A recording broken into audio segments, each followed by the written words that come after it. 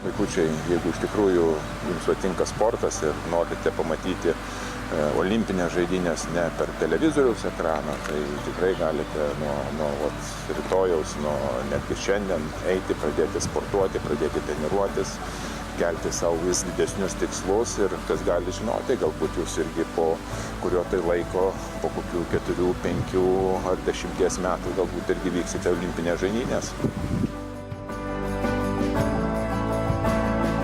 Esmė yra, jeigu tą žmogus daro nuo vaikystės ir daro mokytojas fizinio lavinimo, tėvai jam parenka tą formą aktyvumo, kur jam patinka, kuris nesijaučia silpnesnis už kitus, nes problema mokykloje, kad yra testai, jeigu silpnesnis jis kompleksuoja, jisai negali, bet galbūt visai kitoj srityse gali būti geriausias klasė. O čia yra menas ir čia sudėtinga parinkti vaikui tinkančią jo prigimtinėm savybėm fizinę veiklą, kuris gali save realizuoti visapusiškai ir būti geriausias klasė.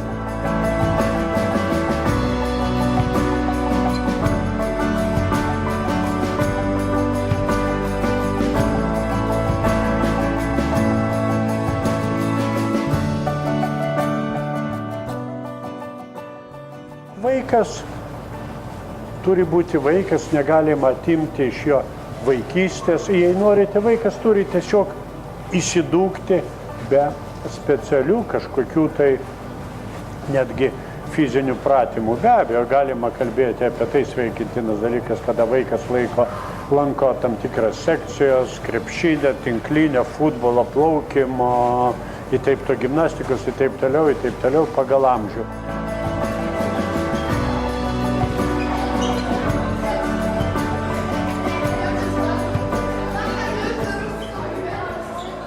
Vaikai turėtų būti prie stalo ne ilgiau kaip 45 minutės ir tai galioja tiek mokyklos patalpose, tiek namuose, tiek visose kitose erdvėse, kur jie daro tam tikrus, sakykime, darbus, arba rašo, arba piešia, arba dirba su kompiuteriu.